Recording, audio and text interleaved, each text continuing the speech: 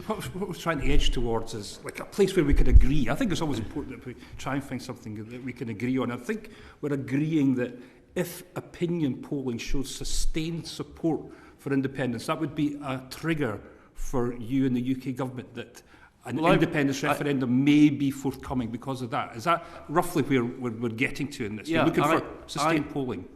I've always said that, you know, there would have to be a sustained majority and a clear consensus between the two governments, between the political parties, across civic society.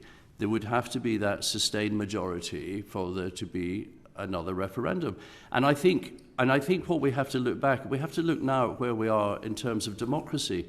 You know, democracy is underpinned by two very precious principles. One is losers' consent, and the other is the adherence of the executive to the rule of law. And we've just heard the rule of law. And we should have had losers' consent from 2014. And I mean, I would just say it's important to the Scottish Government that they respect the principles that undermine democracy. Those are the things that matter to us now.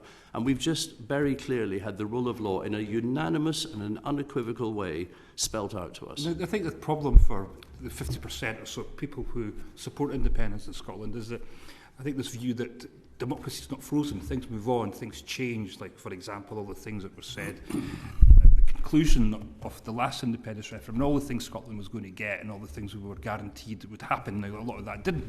We could probably argue about that, but I think we could broadly agree that some of the things that were said, particularly about EU membership, didn't materialise. So surely there's still a case, therefore, as we go forward, that this should be revisited, particularly when Scottish people vote for it. No, so I don't agree, and I don't see a sustained majority in any opinion polling for a referendum. I simply don't see it.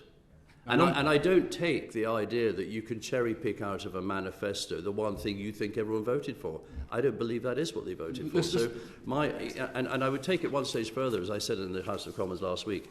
Less than a third of Scots of the electorate voted for the SNP in the Holyrood elections last year. Again, that's not pointing to me to any form of majority. I think Lord Offord wanted to say something. Yeah, I just would take issue with this idea that 50% of Scots want to separate.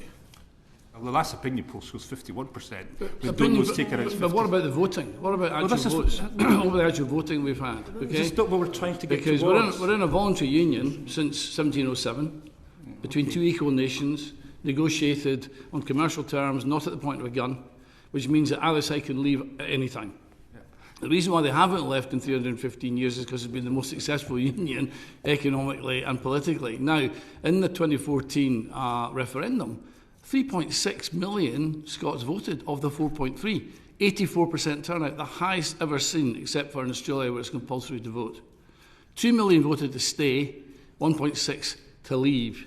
That is a decisive result, and since then your party has received votes of the region of 1.3 to 1.4 million votes, which is a third of the electorate. Now that gives you a mandate to govern. You've had 8 successive victories. Gives you a mandate to govern in the UK under the UK settlement, under devolution, but it doesn't give you a mandate to break up the country. Well, it doesn't give me anything at all because I'm just a mere chair of a select committee. But what I think we're discussing here is the rights of the Scottish people to secure what they voted for, and I think that's it. We'll leave that one just now because if the Scots wanted to get independence, they could get independence. Well, but you can't persuade them to do that. I know Mary Black's desperate to get it, so I want to come to Mary, then we'll